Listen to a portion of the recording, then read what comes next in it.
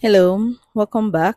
So this is the continuation video I promised I will be posting back. It's more like the second part of the first video that I posted. I will also be dropping the link. So in this part, we'll be cutting out the skate.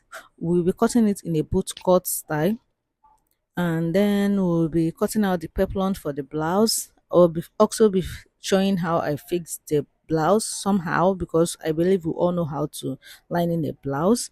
Then and I'll be showing how to sew the boot cuts. So that's basically all for this. So here I've marked out the waistline, I've marked out the hip line.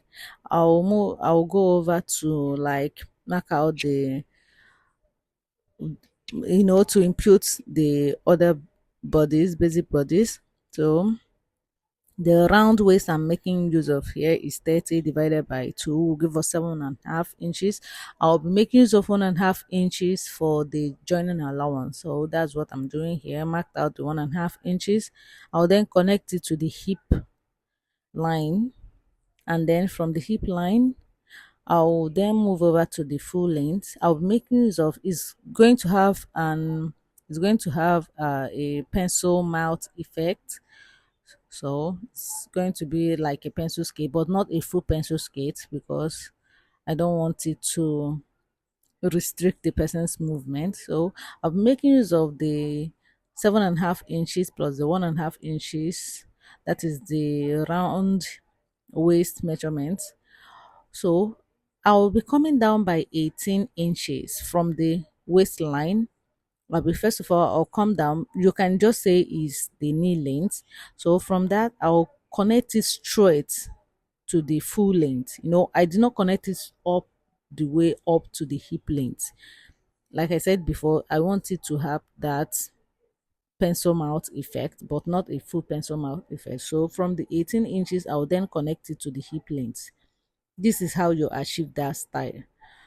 This is how you achieve that beautiful A line. No, I keep saying A line. I didn't mean A line. Sorry. This is how you achieve that beautiful pencil mouth style. So here I'm basically checking out the whole measurement to make sure that everything is okay. Make sure that the measurements I imputed are correct. So from there we'll cut it out, and then we'll move over to the back side, which is where everything is happening, or everything is supposed to be happening. So this boot cut, let me just start by explaining some things. For the boot cut, we'll be making use of 2 inches zip allowance.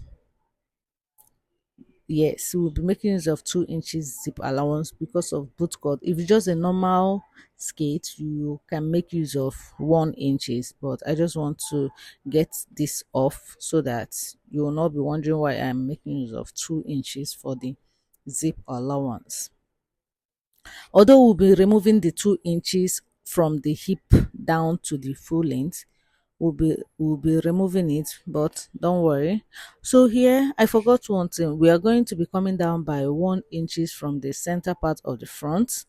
So to make it sit well, you do this when you are sewing your trousers or when you're sewing your skate to be able to sit well. So I came down by 1 inches, and then I'm connecting it all the way to this other side of the waistline. So I removed it at the front right side. I came down at the right side. I'm taking it all the way to the left side. So I'll be cutting it off to give it that triangular shape so that it will be able to sit well at the waistline. So this is the back part. Like I said before, this is basically where everything is happening. I'm marking out my 2 inches zip allowance. Then at the hip length, I'm marking out the hip line. So from that hip line, I'll be coming down by 4 inches. This is that boot cut effect that we're talking about. So I'll be coming down by 4 inches. So from that 4 inches, I will then take it all the way down to the center of the front part, more like you're removing the 2 inches that you added.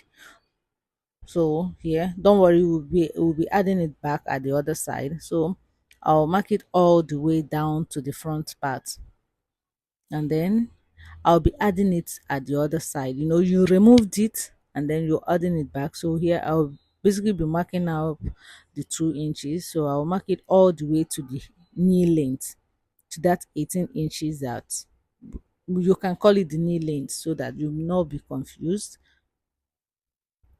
So we'll be marking it all the way. I'll just line it, and then from there I'll connect it to the hip length. That's basically all I did there. We removed it at the other side and we're adding it back at this side so that we will not have shortages. Don't forget to add it back. So that's basically all we did here. So we removed it, we added it back, and then we connected it back to the hip length. And that will be all. We'll just be cutting it out. It's actually very simple. Let me just take you on back to it again. So you place the front part on the material that you want to cut. Then from the hip length you mark out 2 inches. The whole 2 inches will be for the zip line. You mark it all the way down. Then from the hip length you come down by 4 inches. Then from that 4 inches you came down with, you connect it back to the center of the front one that you placed. That is basically removing that 2 inches from the hip line, or from the 4 inches that you came down with from the hip line. So that's it. So that 2 inches that you removed, you'll be adding it back at the left hand side to make sure that you are not having any shortages. And then you get to the knee length, you connect it to this hip. That's basically everything that we did there. I'll be opening up the zip line, and that will be all for the cutting part. So I will go over to fix my lining, iron it, and then close all the back part using 2 inches. All the back slits that we opened, I'll be closing it all using 2 inches. I'll be marking it out by 2 inches. Don't make use of 1 inches. Make use of that same 2 inches. Don't worry, you will not have shortages. Just close it up using 2 inches. So here I closed it up. You will not have shortages because you added back that 2 inches at the other side. That is the reason why you will not have shortages. So here I've closed it up. I'll move over to add I'm not going to show you how I added the band because I believe you all know how to add the band. I've already lining the upper part of the blouse.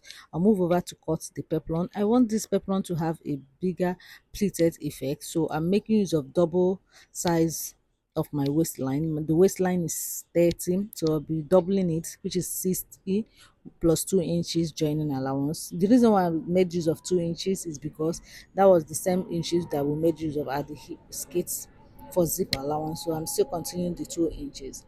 So here I'll folded the material into 8 instead of into 4. That is 360 by times 2 there. So I folded it into 2, and then I'm making use of 9 inches for the peplum length. You can still go further to any inches you want. You can make it shorter, you can make it longer depending on your choice. So after marking it out, I'll move over to lining it, then join it, and that will be all. I will not be boring you with all the details of sewing and lining and all those things, because I believe we all know how to do those.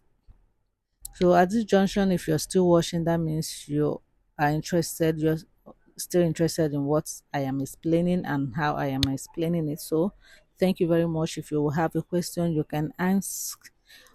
I will make sure to reply to your question. So this is the final part of the whole thing. Thanks very much. Please remember to subscribe and give me a thumbs up.